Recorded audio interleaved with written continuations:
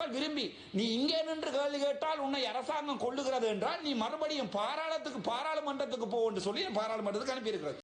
முக்கியமான விடயங்கள் இந்த மே 18ஆம் ஆண்டு எங்களுடைய தேசிய இனம் எங்களுடைய தமிழ் இனம் அழிக்கப்பட்டது. அதை நாங்கள் ஒரு துக்ககரமான நாளாக கொண்டாடுகிறோம். 19ஆம் தேதி நீங்கள் அதை ஒரு உங்களுடைய வெற்றி நாளாக கொண்டாடுகிறீர்கள். நீங்கள் எங்களை காயப்படுத்துகிறீர்கள். ஆனால் நாங்கள் உங்களை காயப்படுத்த விரும்பவில்லை. உங்களுடைய போர் வீரர்களையும் நாங்கள் மதிக்கிறோம். உங்களுடைய போராட்டத்தை மதிக்கிறோம். எங்களுடைய தேசிய தலைவர் பிரபாகரன் அவர்கள் கூட உங்களுடைய போர் வீரர் ஒருவரை கூட உடுப்பை கலட்டியோ அல்லது சரணடைந்த ஒரு போர் வீரரை துவக்கால் சுட்டோ இந்த வரலாறுகளும் இல்லை.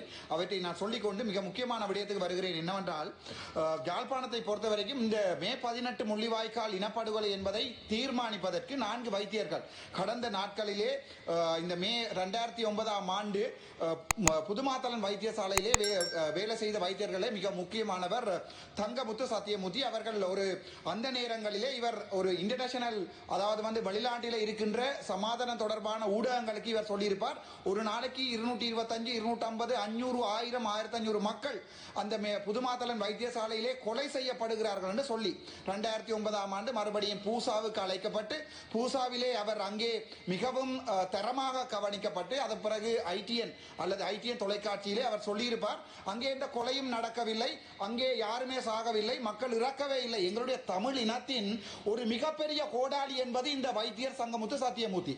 அவருடைய அந்த எங்களுடைய கொலைகளை செய்த அந்த அரசாங்கம், உங்களுக்கு எதிராக இருக்கின்ற அந்த எதிர்கட்சியில் இருக்கிற அரசாங்கம் எங்களுடைய மக்களை கொலை செய்து எங்களை உடுப்பில்லாமல் எங்களுடைய பெண்களை உடுப்பில்லாமல் ரேப் பண்ணி சுட்டு சாக்கொண்ட வரலாறுகள், ஒரு இனப்படுகொலை நடந்த வரலாறுகள், எங்களுடைய உடல்கள் உயிரோடு அப்படியே பில்டோசர் போட்டு மூடப்பட்ட வரலாறுகள் வீடியோக்கள் சேனல் 4 தெளிவாக வந்திருக்கிறது. அந்த இனப்படுகொலைக்கு அரசாங்கத்திற்கு சார்பாக நின்றவர் தான் இந்த தங்கமுத்து சத்தியமூர்த்தி எனப்படுகின்ற வைத்தியர்.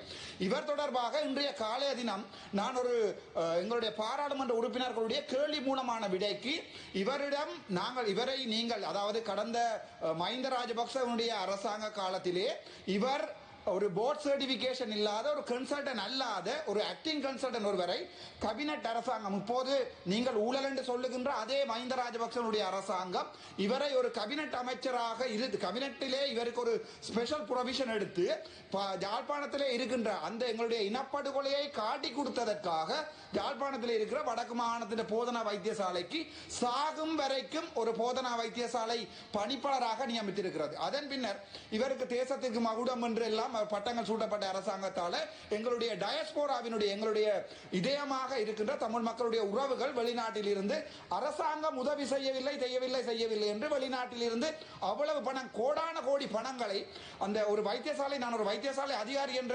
அடிப்படையில் நிர்வாகி என்ற அடிப்படையில் எனக்கு தெரியும், ஒரு வைத்தியசாலைக்கு வருகின்ற ஃபண்ட் அதாவது வரப்படுகின்ற பணம் அந்த வைத்தியசாலையில் நினைத்தவாறெல்லாம் அவர் அங்கே இருக்க டிரெக்டர் பாவிக்க முடியாது. அதை அந்த வெல்ஃபேர் சொசைட்டி ஒன்றுக்கு எடுத்து அங்கே ஒவ்வொரு வருடமே அந்த அதற்குரிய அபிவிருத்தி நடவடிக்கைகளை செய்யும் போது அங்கே அதுக்கு ஒரு ஆடிட் இருக்க வேண்டும். 2009ஆம் ஆண்டிலிருந்து இந்த 2025ஆம் ஆண்டுக்கும் யாழ்ப்பாண போதனா வைத்தியசாலையிலே நடக்கின்ற அபிவிருத்தி குழு கூட்டங்களில் அதாவது அபிவிருத்தி வெல்ஃபேர் சொசைட்டியிலே அல்லது ஹாஸ்பிட்டல் டெவலப்மெண்ட் சொசைட்டியிலே ஒரு ஆடிட் ரிப்போர்ட் கூட இதுவரைக்குமே எங்களுடைய இன்லாண்ட் ரெவென்யூக்கு அனுப்பப்படவில்லை. ஸோ அவற்றை நான் கேள்வி கேட்ட போதுதான் என்னை இந்த ஜிஎம்ஓ என்று சொல்லப்படுகின்ற இந்த வைத்தியர்களுடைய மாஃபியா என்னை சாவச்சேரி ஆதார வைத்தியசாலையிலே 17 மில்லியன் 1,70,00,000 ரூபாய்க்கு சாவச்சேரி ஆதார வைத்தியசாலைக்கு உபகரணங்கள் வேண்டி கொடுத்திருப்பதாக கூறப்பட்டது. ஆனால் நான் அங்கே போன போது 2012ஆம் ஆண்டிலிருந்து 2024ஆம் ஆண்டு ஜூன் மாதம் 13ஆம் தேதி வரை அந்த எந்த ஒரு உபகரணங்களும் அங்கே இருக்கவில்லை. அந்த 17 மில்லியன் எங்கே போனான்னு தெரியவில்லை. அதனால் அந்த பிரச்சனைகளை நான் பொதுவழிக்கு கொண்டு வந்த போது ரணிலுடைய அரசாங்கம் என்னை 19 நாட்கள் சிறைக்கு அனுப்பியிருந்தது. அதை விட மன்னாரிலே ஒரு குழந்தையும் தாயும் இறந்ததற்காக நீதி கேட்க போனதுக்காக 19 நாட்கள் சிறை சென்றவன் நான். அதனால் தான் மக்கள் விரும்பி நீ இங்கே நின்று கேள்வி கேட்டால் உன்னை அரசாங்கம் கொள்ளுகிறது என்றால் நீ மறுபடியும் பாராளுமன்றத்துக்கு போ என்று சொல்லி பாராளுமன்றத்துக்கு அனுப்பியிருக்கிறது. ஆனால் இங்கேயும் இந்த கேள்வியை கேட்கின்ற போது சுகாதார அமைச்சர் சொல்லுகிறார் அதாவது போர்ட் சர்டிபிகேஷன் அவரிடம் இல்லை. அதை சொல்வதற்கு கூட சுகாதார அமைச்சருடைய பிரதி அமைச்சர் சொல்லுகிறார் போர்ட் சர்டிபிகேஷன் இல்லை என்பதை தாங்கள் சொல்ல மாட்டோம் என்று. இன்று லால்பனாப்பட்டிய டிடிஜி எம்எஸ் பண்ணிடம் கேட்கின்ற போதும் அவருக்கு போர்ட் சர்டிபிகேஷன் இல்லை, அதனால் நாங்கள் அந்த கடிதம் ஆர்டிஐ அனுப்பி இருக்கிறேன், 14 நாட்களில் பதில் தரவும் 3.5 மாதங்களாக தரவில்லை.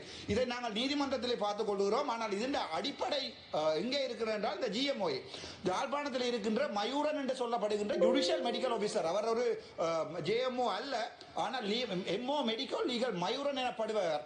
யாழ்ப்பாணத்தில் இருக்கிற வைத்தியர்களை எல்லாமே அந்த ஜிஎம்ஓ என்ற ஒரு பயம் ஒன்றை ஏற்படுத்தி வைத்தியர்களுடைய இடமாற்றம், வைத்தியர்களுடைய பிரச்சனைகள் எல்லாமே அவர் மூலமாகத்தான் இயங்குகிறது. அண்மையில கூட தெல்லிப்பளையிலே ஏப்ரல் மாதம் 2ஆம் தேதி ஒரு முஸ்லீம், அதை திரும்பவும் சொல்லுகிறேன், ஒரு முஸ்லீம் இனத்தை சேர்ந்த ஒருவர் அந்த வைத்தியசாலையிலே 9 மணிக்கு அனுமதிக்கப்பட்டு 11 மணி வரைக்கும் அந்த சுயந்தன் என்று சொல்லப்படுகின்ற என்னுடைய நண்பர் வேற அந்த வைத்தியர் அவருடைய அன்றைக்கு அவருடைய டியூட்டி அந்த வைத்தியசாலையிலே எமர்ஜென்சி யூனிட்ஸிலே இல்லை, ஆனால் அவர் டயாலிசிஸ் யூனிட்டிலே இணைக்கப்பட்டவர். இந்த ஜிஎம்ஓ என்னுடைய பெரிய ஒரு அடிவருடி, தெளிவாக சொல்லுகிறேன், குருபரன் அவர்களுக்கு அடிவருடி. அந்த அடிவருடி அன்றைய தினம் அந்த முஸ்லீம் அம்மாவை பார்க்காததால் சண்டை பிடித்து இரவு 11 மணிக்கு பிரைவேட் ஆம்புலன்ஸிலே கொண்டு போய் நொதோன் மெடிக்கேர் காரில் காட்டியிருக்கிறார்கள். அந்த நோயாளியினுடைய மகன் போய் தெல்லிப்பளை போலீசிலே முறைப்பாடுகளை செய்த போது எந்த நடவடிக்கையும் எடுக்கவில்லை. அதன் பிறகு அவர் டிஐஜியை சந்தித்து அதுக்கு பிறகு போலீஸ் சேவை ஆணைக்குழுக்கு வந்து சிஐடிக்கு கூட கடிதங்கள் அனுப்பப்பட்டிருக்கிறது. ஆனால் திட்டமிட்ட ரீதியிலே அந்த ஜிஎம்ஓ என்ற அடிவருடியாகிய மயூரனோ அல்லது அந்த வடக்கு மாநிலத்தில் இருக்கிற நொதோம் பிராவின்ஸ் ஜிஎம்ஓயோ எங்களுடைய சுகாதார அமைச்சரோ யாருமே அதை கட்டுப்படுத்துவதாக இல்லை. இவர்களை பொறுத்த வரைக்கும் அங்கே கை வைத்தால் அவர்கள் ஸ்ட்ரைக் பண்ணுவார்கள் என்ற ஒரு பயம் இருக்கிறது. இந்த ஊழலை ஒழிப்போம் என்று வந்த நீங்கள் இதுவரை காலமே தனி ஒருத்தனாக நான் போராடுகிறேன். ஆனால் நீங்கள் இதுவரையும் இன்றைய பார்த்தால் இன்றைய தினம் எனக்கு ஒரு தகவல் வந்திருக்கிறது. அம்பாறை வைத்தியசாலை, மறுபடியும் அது ஒரு முஸ்லிம் வைத்தியசாலை, அம்பாறை வைத்தியசாலையிலே வைத்திய அதிகாரிகளுக்கு எதிராக ஜிஎம்ஓ என்று ஸ்ட்ரைக் பண்ணுகிறது. அப்போது ஒரு தொழிற்சங்கங்களிலே ஸ்ட்ரைக் பண்ணுவது பிரச்சனை இல்லை, ஆனால் ஒரு ஆர்பிட்ரேஷன், ஒரு நெகோசியேஷன், அதுக்கு பிறகு ஒரு ஸ்ட்ரைக் என்றது ஒரு இன்ஃபார்ம் பண்ணப்பட வேண்டும், எந்த ஒன்றுமே இல்லாமல் எடுத்த வீச்சுக்கு ஜிஎம்ஓ வந்து இந்த இடங்களிலுமே வைத்தியசாலையிலே ஓபிடியை பூட்டுகிறது. ஒரு வைத்தியசாலை நிர்வாகியாக சாவச்சேரி ஆதார வைத்தியசாலையிலே அந்த ஜிஎம்ஓவுடன் சண்டை பிடித்து என்னுடைய தொழிலை இழந்து என்னுடைய நிர்வாக பதவியை இழந்து 19 நாட்கள் நான் சிறைக்கு போய் இன்று வரை நான் போராடி கொண்டிருக்கிறேன். ஆனால் ஊழலை பிடிப்போம் என்று வந்து சொன்ன உங்களுடைய இந்த 150 பேர் சற்று சிந்தித்து பாருங்கள். அதை விட எங்களுடைய வடக்கு மாநிலத்தில் இருக்கிற நீதிபதிகளுக்கு ஒரு கனிவான வேண்டுகோள். நன்றி சார். நான் இருப்பேன் இல்லையோ நீதிபதிக்கு கனிவான நீதிபதிகளுக்கு ஒரு கனிவான வேண்டுகோள். எடுத்தவற்றுக்கெல்லாம் டிஃபமேஷன், அடிவருடி என்று சொன்னால் ஒரு டிஃபமேஷன், சித்து விளையாட்டு என்று சொன்னால் ஒரு டிஃபமேஷன். அப்படியான அதாவது ஒருவன் கதைக்கிறான் என்றால் அந்த கதையை நிப்பாட்டுவதற்காக வழக்கு 25 வழக்குகள் மீண்டும் போட, ஒரு வழக்கு கூட இன்று எனக்கு எதிராக இன்னுமே தீர்மானிக்கப்படவில்லை. நான் குறையானவன் அல்லது குற்றச்சாட்டவன் என்று. இந்த அடிப்படையான விடயங்களை இன்றை பார்த்தால் அம்சியினுடைய கொலைக்கான காரணங்களை உங்களுடைய கட்சி சார்ந்தவர் என்பதால் மறைக்கிறீர்கள்.